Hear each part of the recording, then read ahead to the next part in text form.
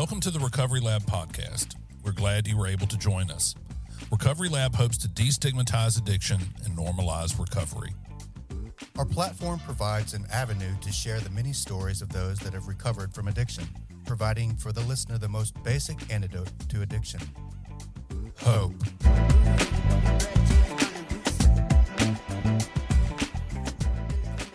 All right. Welcome back to Recovery Lab podcast. This is episode 98. I'm your host, David Sugg, with Daniel Anderson. Drew Hassin is out with the flu. Let's send prayers and thoughts his way. Hope he feels better soon and gets back with us. We miss him. Absolutely. We got a special guest today, Danny Blanton, the guy after my own heart, carrying the message into some of the most desperate front lines imaginable, going into the institutions that we want to stay out of. Jails and penitentiaries. He's a clear communicator and has a passion for helping others, and he's doing the real deal. And so I was just super glad that he was able to come on, because any of you guys who know my story know that I've been in and out of institutions for a long, long time. And when guys like you came and visited with us and gave us some experience, strength, and hope, it made all the difference. And we might have sat there glassy-eyed and just kind of ignored what you were saying, but some of it was sinking in, and like that became invaluable. Those are the seeds that turned into what I am today. So I really appreciate the work you're doing. It's just amazing. So, well, thank you very much, and I'm glad to be here. But I mean, 98, you couldn't have saved me for the centennial episode. I know. We should have. mm-hmm. No, I'm really glad to be here, and I'm glad to talk about myself and what I'm doing. Awesome. I guess just get right into what I want to hear about is, how did you find yourself going back to those sorts, getting into jails and penitentiaries and carrying the message? Like what led to that? Well, I myself, I was in my 50s, and I suffered from alcoholism, and would have never admitted it, but I did. And then one night, leaving a birthday party at Tico's, I got stopped, and it was a DUI, and I just said, well, there's another DUI, because I'd had them dispersed throughout my adult life, but they were so far apart that they were all first offenses. And they say that God hits you with pebbles before he hits you with a boulder. Well, to any rational human, my pebbles would have been boulders. Yeah. But I just blew them off as like a traffic violation. Until June the 10th, 2021. And they said, no, they're charging you with felony DUI fourth offense. Wow. And my first response was, what happened to 2 and 3?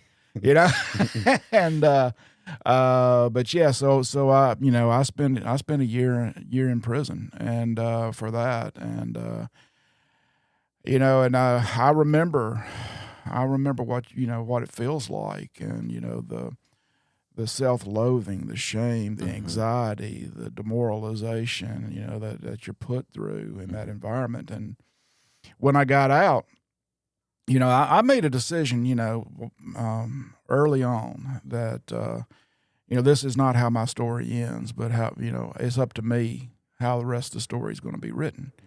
And what do I want to do to make the rest of my life matter? And so a friend of ours, told me one time, it really just amounts to 3 things: trust God, clean house, and help others. That's right.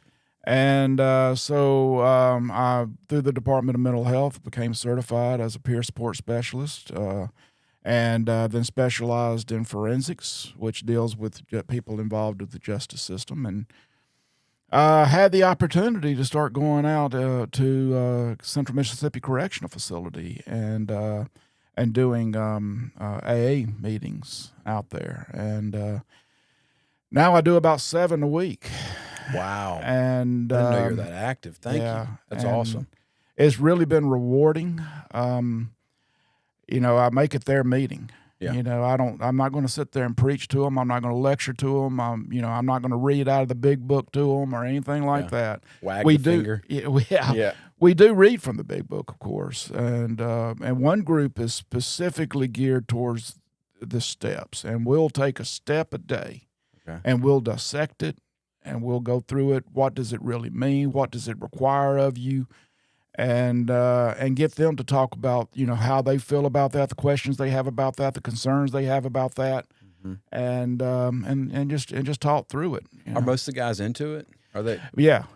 Most of them are. I know there were times I'd do anything just to get out of the zone, just like Some- whatever. yeah. I wouldn't care. Yeah, some are like that. Some Yeah. just want to get out of the zone because they don't get yard time or anything like Yeah. that, especially in what's referred to as quick bed. You're getting into quick bed and carrying Yeah, I meetings? do 2 groups of quick bed. Yeah. Wow.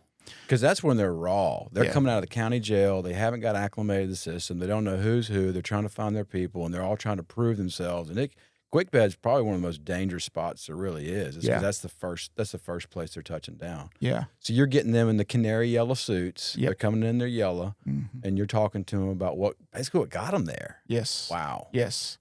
And then that's a big thing when you talk about talk about the third step, you know, and I try to get them to understand that, you know, it's you got to put your trust in something bigger than yourself. I mean, self-will's what brought us here, you know. Yeah. So you got to get away from that, and you know, so yeah. I mean, they you know, most of them are into it. You have some of them that just show up, and you have some of them that come to be disruptive.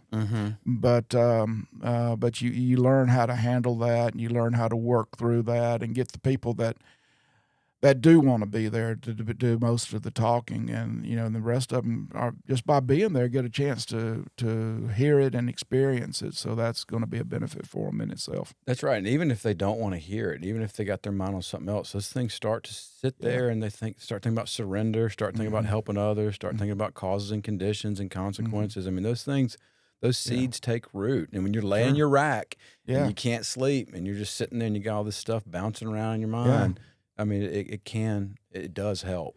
It does, and you know, and of course, you know, I make sure they know the statistic that, I mean, if you have a substance abuse issue that you're living with, and you get out and you go right back to drinking or using or whatever your your addiction was, you're 87% likely to come back, and all of their desire is to get out of that place and not go back. That's it. You know? Yeah. So I'm just trying to explain to them how they can do that. Right.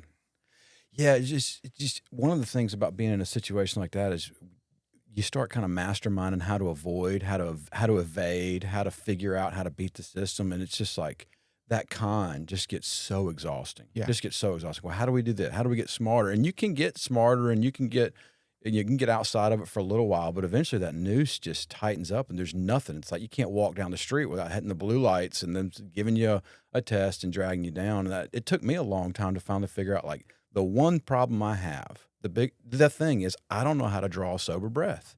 If I can figure that out, I never have to come here again. And when I was just confronted with that, like, that's my thing. Yep. You know, it's not that I'm really excited about breaking into somebody's shed and taking a chainsaw. It's like, I just don't know how to draw a sober breath. And it was just, it was demoralizing, but it also gave me a point to build on. Like, okay, this is it. This is my thing. I've got to figure this out. Yeah. Yeah.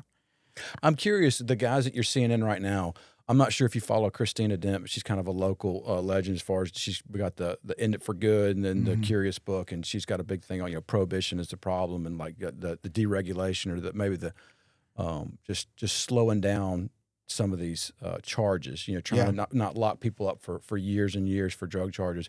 What are you seeing right now as the number one offense? Are you seeing people coming in with just like crazy sentences, or people coming in with like sentences that still leave room for hope? It varies. Okay. Some of them are in on drugs. Some of them are in on receiving stolen property. Some of them are in on in grand larceny. But I work with some who are going to be there a while, and some that may not get out. Yeah. I run the whole gamut. You know, I mean, you know how the stripes work. You have green stripes, black stripes, red stripes. I mean, I work with all of them. So I mean, it's and you know, and it gets challenging to try to give someone hope who is sitting there thinking they may never be back out in the world again. Yeah. But you know, I still, the same with them as anyone else. I still try to appeal to them and say, you know, this This is not how your story ends. No matter how bad it seems at the time, that's not, as long as we're drawing breath, that's not how our story ends. Yeah. So you got to determine how you want the rest of it to look. From have been actually, on both sides of this coin, you were in there for DUI, and now you're in there carrying the message to these guys who are facing these kind of charges, these kind of problems. Do you have an opinion on the kind of the overbearing or kind of the hostile, the criminalization of some of these things? Do you think there's a happy medium? Or I know I had to be locked up. I had to really face with some of my consequences. But I also know that can a lot of people can cause some serious trauma, some serious issues, and then just get rid of any chance of hope. If you're going to be locked up for 10 or 15 years, that's a lifetime. To really think about. Do you have a? Yeah, I mean, for one thing, I'm a staunch opponent to incarcerating addiction or incarcerating mental health issues.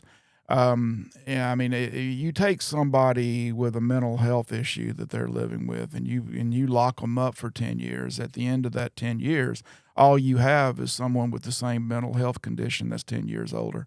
And people go in there with mental health issues that don't get any help. People go in there with addictions that, as well as I do. You don't go to prison to get sober. Right. No, quite the contrary. Yeah. And so I think there's a lot that needs to be done to help those people, get the assistance that they need. I'm doing a little bit by going out there and talking to them about the program of Alcoholics Anonymous and trying to give them a solution to at least beat the addiction. But I mean, there's still a lot of mental health issues that these guys deal with that's never treated.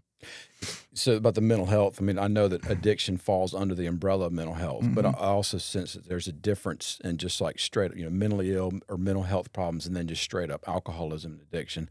Some of the work that I do in different volunteer situations in Jackson, I can talk to people at times and I can tell like this person suffers from some serious mental illness. I mean, you can just tell, avoiding eye contact, bringing up crazy topics, they're off. And then you meet somebody that's a lot like us. It's just like, no, I love the way beer makes me feel. And they've got some serious, I guess, how is it, what are you seeing the rates of people that are locked up, or what do you think of just are obviously mentally ill versus maybe separating the alcoholism and the addiction? Like, are we locking up a lot of people that need to be in some sort of institution? Yes. Yeah. Yeah. And there's work being done to address that through the Department of Mental Health. Dr. Thomas Ricor, who's the medical director at the Department of Mental Health, as a forensic psychiatrist. And he talks about that. He talks about how there is that need, and he's working with the state hospital to open a forensic mental health wing there to identify the people who need to receive that treatment, receive that help, and get them that help. So it's being done. But as far as you're right, I mean, addiction is. And the Diagnostic Statistical Manual is listed as a mental health condition. But I also believe that a lot of people who deal with substance abuse issues were led to those substance abuse issues by other conditions. Self-medicating. Well, yeah, exactly. Yeah. Looking for a medicator.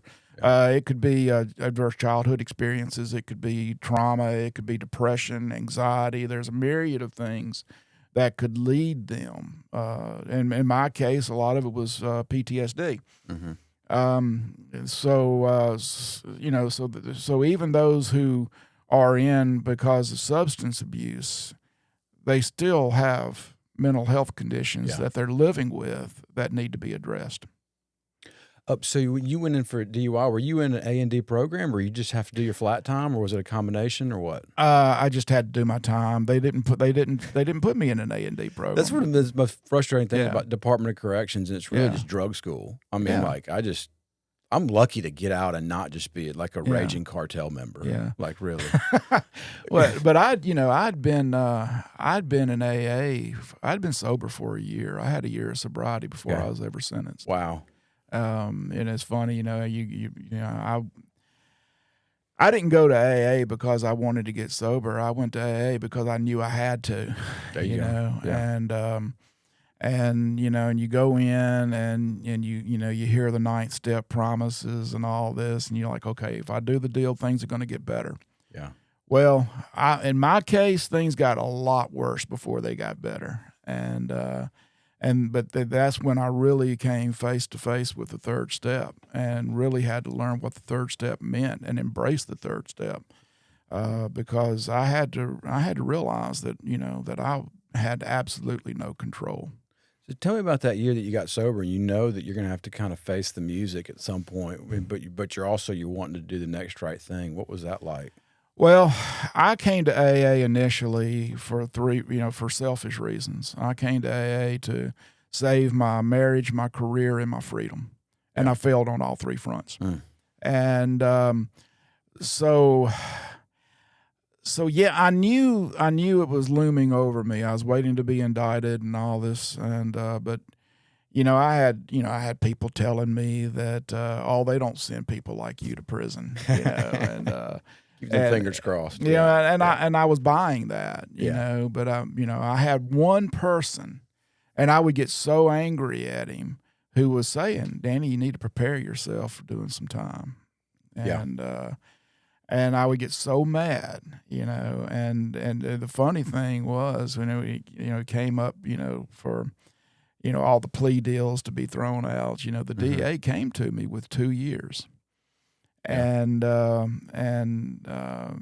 friend said, that's not a bad deal. He's an attorney. He said, that's not a bad deal, Danny. You might want to consider that. And I said, I'm not going to volunteer. You do it. Yeah. I'm not going to volunteer to go to jail. So I end up doing an open plea and going in there, and the judge not only took what the DA recommended, he doubled it. So I really showed them. Yeah. So if anyone's listening out there, don't do an open plea. Right. Yeah.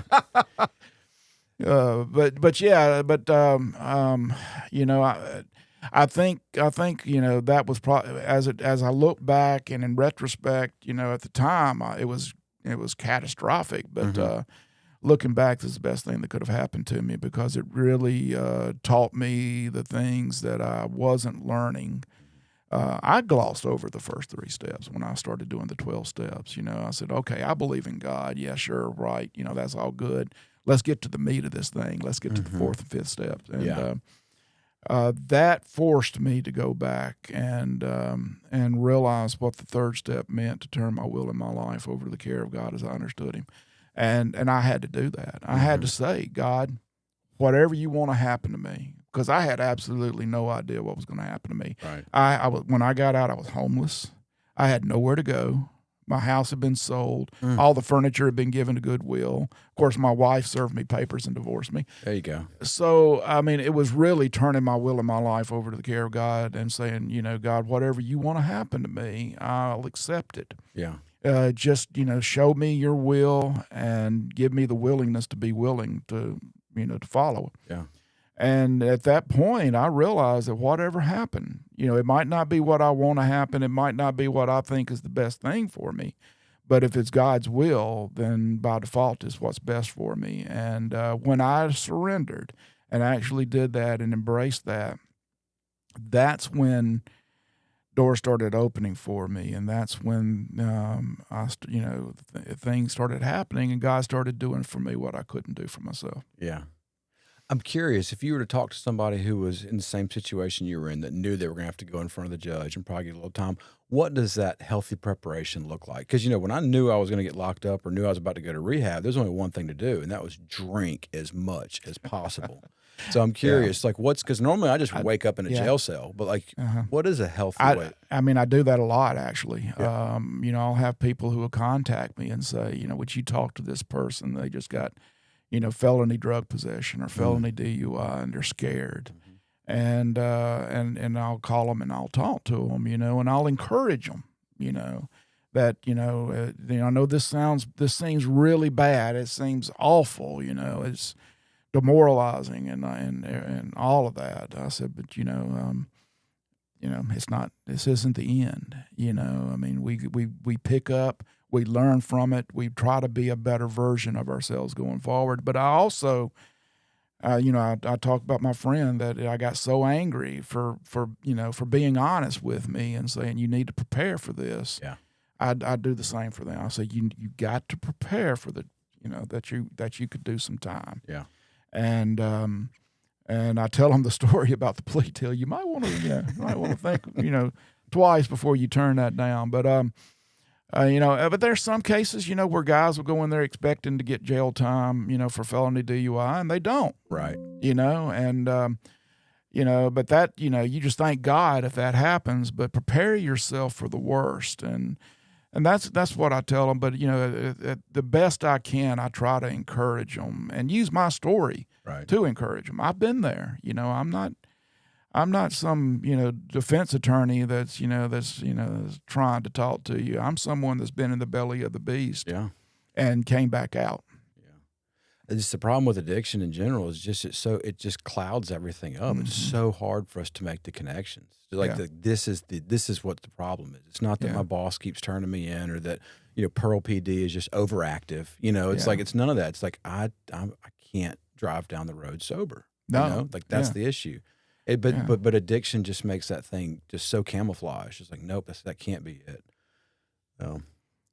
So cool. You've been carrying meetings in for a while, but you've got involved in some other kind of work that's going to be more focused on post-release, from what I understand. Can you tell me about this new program that you're kind of heading up and what you're participating in?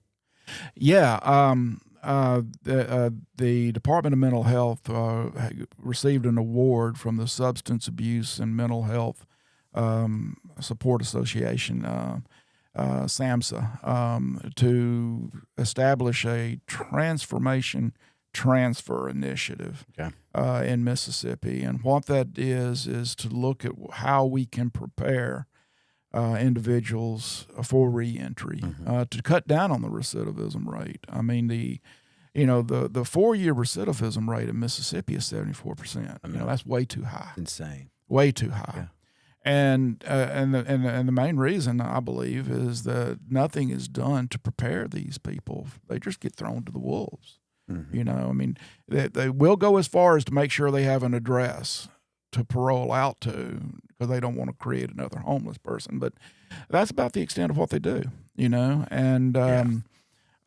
so if we can go in there and start identifying people that are about a year out from being released and going back into society, and help them develop a wellness recovery action plan, to identify what their need, what are the barriers that are going to keep them from being successful. Is it housing? Is it transportation? Is it a job? Mm-hmm. And start identifying, start working on the database. And we're doing that now of people in Mississippi who do have, second chance opportunities for employment. And so we can help them, bridge a lot of those barriers, because there's nobody right now that's helping them do that. And they've got to do it on their own. And a lot of times they aren't successful in doing that. But also working with the community mental health centers in a utopian society, if everything works the way we hope it will, we go in and do an assessment of these individuals so we know what mental health conditions that need to be addressed, and then help them get that care once they get out. Because they're not really getting any kind of assessment or any kind of treatment or any help while they're there. No. But now they got a year out, or hopefully a year out, is when your organization might step in and say, all right, let's start doing this. Now, let's say Jimmy says, hey, I'm a roofer. I'm going to go back live in 8 Mile trailer park. I'm good. Do you try to equip him for the situation he's about to go back into, or do you try to dissuade him and say, no, why don't we try something else? Or I don't know that we would try to dissuade him. If he's a roofer, and that's what brings him joy and that's what gives him fulfillment, then just help him be successful at being a roofer. Yeah. That's what what RAP is. The Recovery Action Plan is to identify, whatever barriers would keep him from being successful at being a roofer. If somebody was hung drywall. You work in that? Is that the correct terminology? Do you hang drywall? And I don't mean necessarily the profession, but I mean if you kind of know that they're going back into a situation that's going to be hot, there's going to be a lot of drug activity. You're going back into like maybe systemic poverty, that kind of thing. Because those should come up on a red flag action plan. But are y'all drawing those out of them? Can they have the clarity to see that? Yeah, that would come out in the Recovery Action Plan if they are getting into a situation like that. And of course, anytime you're working with someone in recovery, you have to change people, places, and things. Yep. And I've worked with guys who who are high up in the gangs. Of course they call them organizations now, but talk to them about, you got to distance yourself from that. You can't go back to doing that and expect to be successful. That's a whole nother conversation. Yeah. I mean, like getting somebody to kind of independently deal with their drug activity, their addiction. That's one of the, but when you're in this thing, like it's just, you can just kind of see when you're talking to them about it. Like the opportunity to just walk away might not really even exist. Yeah, and you have to deal with that a lot. I mean, even while I was still inside, I'd have guys come up to me and say, I want to focus now on my fiance and my kids, and being a dad that I was never before, and but I'm trying to distance myself from the people that that I was involved with, and I'm going to try to move away. I think you can run, but you can't hide. The temptation's still going to follow you. I mean, that's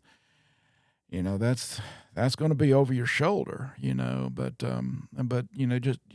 just try to encourage them to, if you know what you need to do, then that puts you a step ahead in doing it. Right. It's not going to be easy. Yeah. And we're not going to have 100% success, but it's the pursuit that's meaningful. I got to tell you though, just a little, as far as the criminalization of what's going on in the penitentiary, like I was blown away by the level of organization. I mean, people like stealing Social Security numbers, getting checks. I mean, mass production, like money making activities, bringing in dope, bringing in phones, turning guards. You'll see it on the news regular, but that's a plan. Extortion, like offering protective services to people and extorting family. I mean, it's huge business. There's probably more money made in the penitentiary by those sorts of activities than on the streets, or maybe I mean it's huge. Yeah, and people want to turn a deaf ear and a blind eye to it and act like it doesn't exist. But we all know it does. Yeah. So tell me about as a peer support specialist. There's going to be a different role than what you're doing carrying meetings in. Is that correct? You still focus on recovery, but there's parts of it that's different. Okay. Yeah. A lot of it is just is trying again, just using my lived experience to give someone hope, to help somebody cope with the trauma that they're going through, and how to come through it on the other side. And if you've done it, then I've found that if you've done it, that they'll listen to you. Mm-hmm. What's the peer support training look like? I know a lot of people who have done it, and a lot of people have encouraged me to do it with my wife and I running the recovery home stuff. Yeah, but tell me from your experience. What it's 1 week of it's 1 week of it's a 1 week course. Okay. It's all it's hybrid. Like 1 month it'll be in person. The next month it'll be virtual. Mm-hmm. And there's no charge for it. The Department of Mental Health absorbs the cost, including the books and everything else. Wow. And you can find the application on the Department of Mental Health's website, and you just go complete the application, submit it. Someone will call you, and what they're looking for is, do you have the lived experience to help someone? Okay. And if you do, then they'll accept you into the class. And then once you complete it, then you will be, certified. You'll be blessed as a certified peer support specialist by the state of Mississippi, and then you can go off and start working with people. Okay. So this new program that you're doing is you're basically going to have some people ahead of peer support specialists, and these are all going to mostly be volunteers, correct? Yes. Most. Are you rounding those up? Are you looking for volunteers? Can you use this platform as an opportunity to maybe? Right now, there are people who are currently incarcerated who participate in the peer support training. Oh, wow. Yeah. The problem is that after they complete the training, we lose track of them. We don't know, they may be moved. They may be at Parchman when they take the training, but they may be moved to Walnut Grove a month later. Yeah. And we don't know if they're using the training, how many people are they reaching, and stuff like that. So we're trying to reel that in more. Yeah. But yes, we will have the way it's structured is there's a program coordinator, and then there are two facilitators that will go into the prisons, and then we'll have the training, train the trainer type thing, and have peer support specialists that will work under the supervision of the Department of Mental Health and the Department of Corrections, who will be conducting the classes and the training and the outreach, to help the people as we identify them. Yeah, that's cool. And everything right now is still in the conceptual phase. I remember when I was in Iraq, we got ready to go and do our first mission, and we fell under the 3rd Marine Expeditionary Force. We had to go over to Fallujah and present our plan to this 3-star Marine Corps general. And I mean, the Marine generals in the Army and the Air Force are a dime a dozen. Yeah. But you find a general in the Marine Corps, that's somebody. Because of the few, the proud type thing, and. 3 stars was pretty daunting. But anyway, we presented our plan to him, and at the end of it, our operations officer said, "Sir, subject to your questions, that concludes our plan." And General Sadler said, "Colonel, are your soldiers ready to execute this plan?" And David said, "Yes, sir, I believe they are." And you could hear the oxygen being sucked out of the room. General Sadler just kind of was quiet for a moment and said, "You believe." He said, "Let me tell you something, Colonel. There are 2 types of plans, those that might work and those that won't work. Plans don't do anything. People do. Now, let me ask you again, are your soldiers ready to execute this plan?" And at that time, David said, "Yes, sir, they are." He said, "I hope so, because their lives depend on it." But but I've always remembered that, their plans don't do anything. People do. So you can have the best plan in the world, but if you don't, it's the execution that matters. So everything's in the conceptual stage right now, but we're ready. I know the Department of Mental Health is excited about getting getting in there and getting this thing rolling. And there are other organizations that are working in this already. Like the National Association of Mental Illness. The Mississippi chapter of NAMI is doing stuff. Mississippi Public Health Institute is doing things. The Center for Harm Reduction. All these people are working in this endeavor, but this is an opportunity to bring everybody in, synchronize, coordinate, having everybody work in unison, where the left hand knows what the right hand's doing, and maximize effectiveness. So, just excited to get in there and start working it and getting things going. Yeah, that's cool. And you've obviously from your younger years, your former life, you have a lot of experience doing a lot of this kind of stuff. It's funny how God has really opened these doors and kind of put you in this place to like execute and be able to use some of these. I mean, you got some skills, man. I mean, I think I've seen a picture of you in the Oval Office, and I've heard some of your stories. I mean, I know you, but you have an idea of how to actually get some shit done. Yeah, I mean, it's funny when you look back at at how life is, what it does to you. Life will kick you in the gut every chance it gets. Yeah. And in 2012, I was the advisor to the Afghan Minister of Defense, had the highest security clearance the U.S. government gives. In 2022, I was a convicted felon. Yeah. But yes, and but turning my will and my life over to the care of God allowed God to say, okay, this is what I want you doing. And and it's given me an opportunity, I hope to really help some people and help them be successful as I've been, and redefining yourself, rebuilding your life, and as you've done, I mean, we're both in the unique position where we can go in there and tell guys, I know what you're feeling. I know what you've experienced. I know what you're going through, but I also can tell you how you can, how you can get out on the other side and be better people. Absolutely. Yeah. And you can't waste that opportunity. Mm-hmm.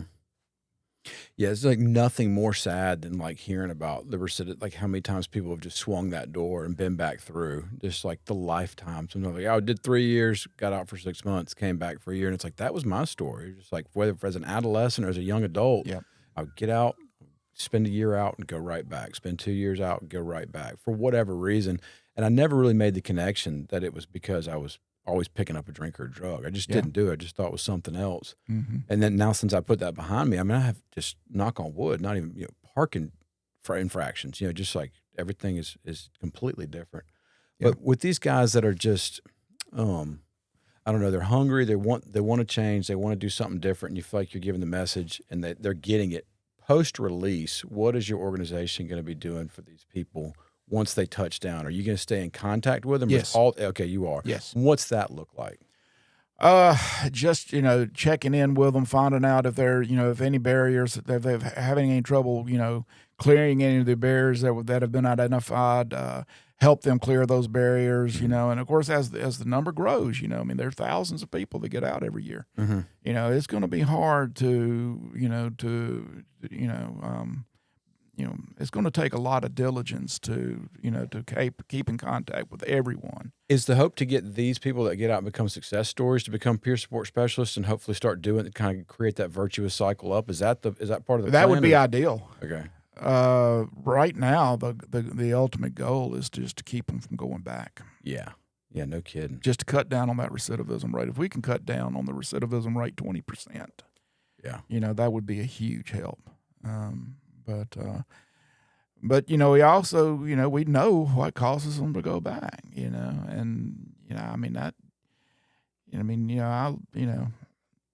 don't break the law, you don't go back, Mm-hmm. Mm-hmm. That's one of the things that I heard when I was in there was, how easy it is to be violated, how easy it is to go back and they look for every opportunity to send you back, and that's just really not what I found. Yeah. I know if I pick up again, I don't stand a chance. Yeah. But so I know that that's the cornerstone of my rest of my life is my sobriety, but I'm not constantly looking over my shoulder thinking the man's trying to send me back. Yeah. So, we just try to help them understand that, what you got to do to not go back. Let's just find a way to help you be successful in doing it. Yeah. It seems like whenever you get out and you're trying to do wrong and trying to go back to your old ways, it's like, the trouble's unavoidable. It seems like there's a cop behind every bush. Everybody's a narc. Everybody's ratting on you. Yeah. Like you just can't stay out just because I can't do right. But as soon as we start doing right, it's like, man, the universe, God goes a different direction. I remember even like Drew coming to get me out of a jam. I'm a year and a half sober, and they're like, we don't want you. We need you to pay off this fine that you owe in Texas, but we really want you to go home. And it was just complete opposite of everybody's out to get me. It was like, no, we just want our money because you owe it. You've been owing it for like 15 years. Like, yep, okay. I came off of it and they sent me home. They really didn't. And it was just like, I've been in that spot where it just feels like everybody's out to get me. My boss, my friends, my mom, my probation officer, they all want me to see me locked. And it's just a fallacy. It's not true. Yeah. Nobody really wants to see that. It's not been my experience. Now, I have guys that will tell me, well, alcohol's not what put me here, so I don't have to worry. I'm not worried about alcohol. Well, alcohol will sure send you back. Oh, yeah. Get stopped one time and have a beer in your car. Or have the probation officer come by and do a house check and have beer in your refrigerator and see what happens. Get a DUI manslaughter. See what happens then. Yeah. So one of the problems or one of the issues I have is being so active in like other recovery-based activities, whether it's the recovery homes that we run or this recovery lab or the different stuff that I do. Sometimes I can I have a hard time separating my recovery from all the work that I do, whether it's, service work or being, do you have that issue? Are you able to kind of draw a line or does it overlap comfortably for you? It overlaps to some degree. Yeah. One thing that's interesting is in working with these groups, a lot of times, guys will come up and ask me to sponsor them, that are still inside, still incarcerated. Yeah. And I say that I will. I said, but you're going to have to call me every day.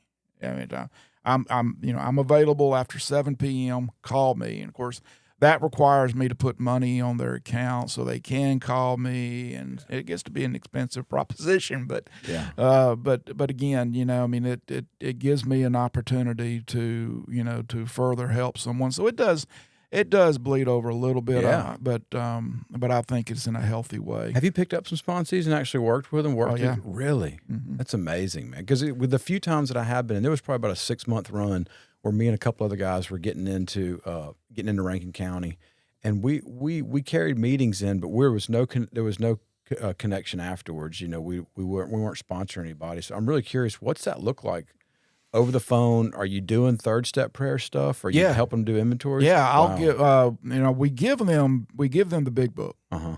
Every one of them are able to take a big book back to their zone with them, and of course, the question that you always get when you ask someone to sponsor you, you willing to go to any length? Yeah.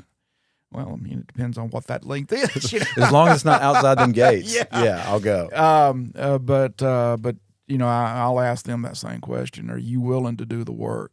Because I'm not going to waste my time with you. I don't want you calling me just to talk about the weather. Mm-hmm. And I'll assign them reading to do in the big book, and then they'll call and we'll discuss it. That's awesome. And I'll grill them to make sure they've read it. Wow. And we'll talk about the third step prayer. We'll, of course, that's one thing that I really preach is the third step, and it's kind of difficult to really to do the steps correctly when they're incarcerated. Mm-hmm. I mean, we can do the 4th and 5th step. We can do the 8th and 9th step, but how much can they really reach out to make amends to the people that they've hurt when they're inside? So that was the problem I always had, is there'd be this lingering thought, like, I need to start doing right. I need to address some of these issues, but it's like, how and to what end? I mean, like, and my mom and friends and family had heard I'm sorry so many times. There was no way for me to actually get out and say, here's the money, here's the stuff I took from you. Here's I couldn't make a true amends. And it was just like, they didn't want any more sorry. So that was the problem. So you're just kind of in this purgatory. It's just like, I'm not dead, but I'm not fully in life. And I just, that's been my problem. And then when I'm talking to the guys, I don't want to say that, but that's how it feels. Just kind of like, once you get out is always kind of what we're talking about. And that just, I don't know. I wish there was right now. Recovery can happen now, and I want to help them do that. That was my problem. It's like, how do I help them experience some of the joys, these 9-step promises, these 10-step promises now? Yeah. It is difficult. Well, just being able to identify, just being able to do the 8th step and identify the people that you've harmed, be willing to make amends. That's a big step in itself. Yeah. You may not be able to make amends to everyone, immediately, but just doing that, fearless moral inventory is a big part, is a big step. So, that's we just try to do as much as we can in the environment that we have. So if you're taking 7 meetings in the institution's penitentiary a week, are you able to are you doing like 14 meetings a week? Because I see you all around the clubhouses in town. Are you just, is that it? Is that pretty much what your main thing is, either going in there or going to one outside? Yeah, a lot. Yeah. Yeah. Of course, I need it, you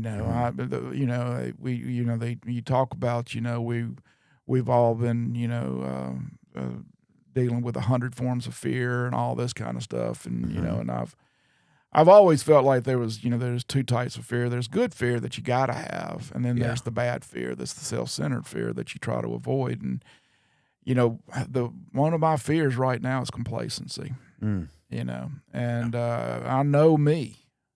And I know that if I ever get to the point where I said, okay, look at all I'm doing, look at how many people I'm reaching out to, I don't need to go to meetings. I don't need to, I don't need to do my meditation in the morning. I don't need to, do the 10th step, at night and all this sort of thing. I know if I ever get to that point that alcoholism is just waiting over my shoulder for me to give it an opportunity. And, That's right. And I will make a mistake. I will slip up. So I've got to stay committed and diligent, and not become complacent. So I guess you could say a lot of my time is spent either going into the prison and doing meetings there, or going to meetings out around the metro area. Yeah. And so almost like 14, 15 years ago, when I started getting into real estate, that was my hope. Is I want to buy enough rentals, 2 or 3 crappy little rentals in Fondren,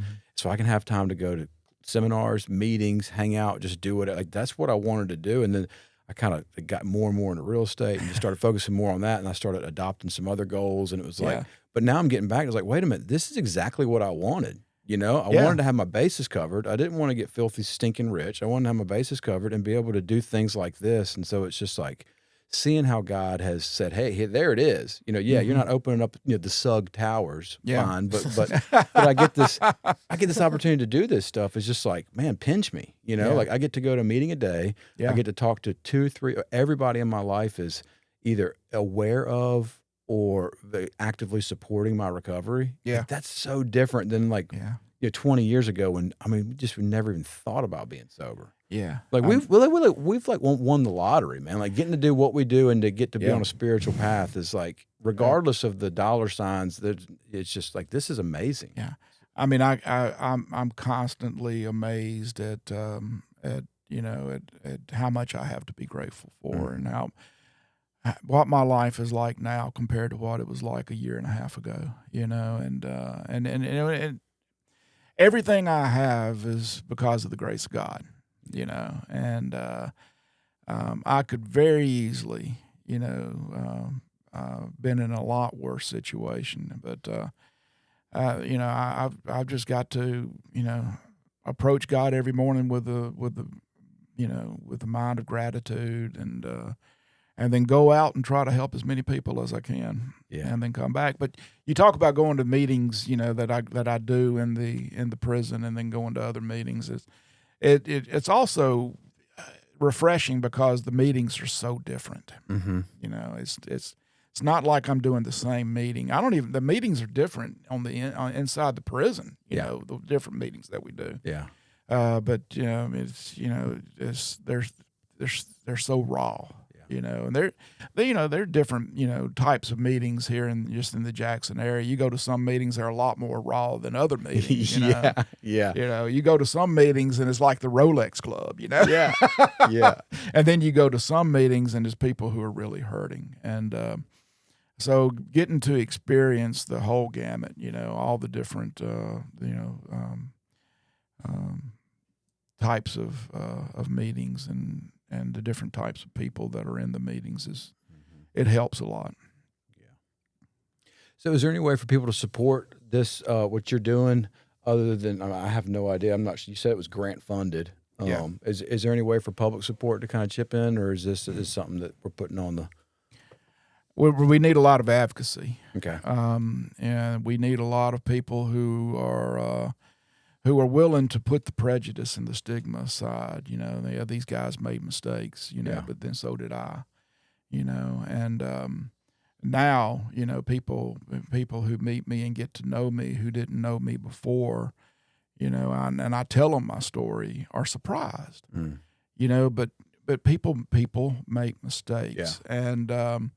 And as they re-enter society, we've got to put the prejudice and the stigma behind us. We've got to give these guys a chance and ladies a chance to get out, get employment, and pull their lives together. Yeah. Yeah, it's so hard to do, too, because once somebody has that anchored in their mind, like this person's been to jail, been in the penitentiary, something because of alcoholism or drug addiction, it's like that Sam. You screw one goat, and that's all they remember you for. Yeah. It doesn't matter. Anytime there's an issue, anytime there's something going on, it's that thing. It might not be like, no, their car really did break down. It's like, oh, well, here they are. They've gone off the reservation again, and it's just really, really difficult to kind of get, I guess, earth people or regular people to just kind of let that, at least just set it aside for a minute and give people a chance. That's why, Daniel's been even doing this whole podcast was to destigmatize recovery and normalize the pathway to recovery and not make it such as an alien story, just irredemptible, just kind of. So I'm glad the work that you're doing. But how does the public do that besides just a personal house cleaning, and not necessarily, but how do we actively, for people who are more earth people, how do they do that? How could you? If you have a business, really look at giving people second chances. Yeah. If you work at a business, talk to your bosses. Because these people are going to be looking for opportunities, and they've got to have something to sustain them, or they're going to do whatever they have to do to eat. But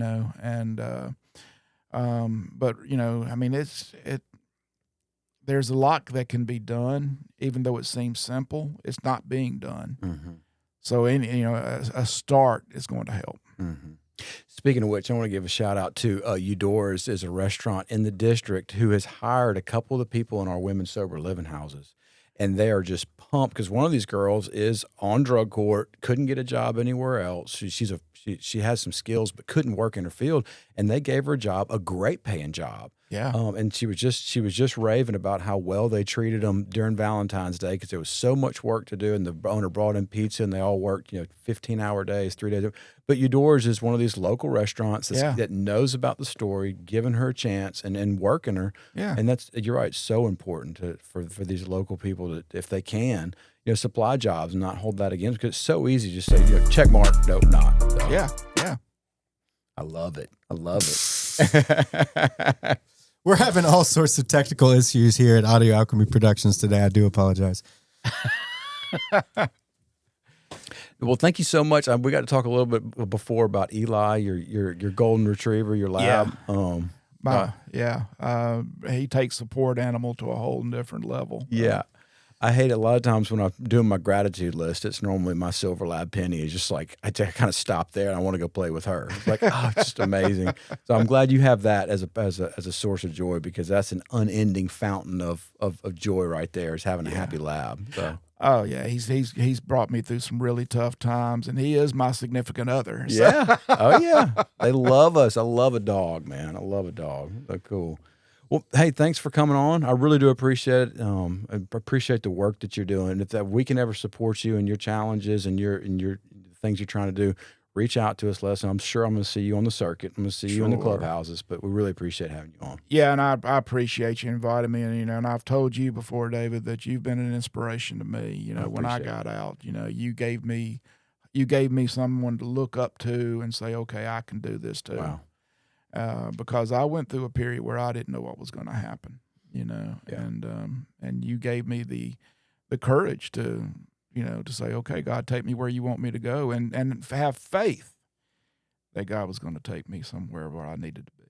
So thank you. Thanks, man. Appreciate it.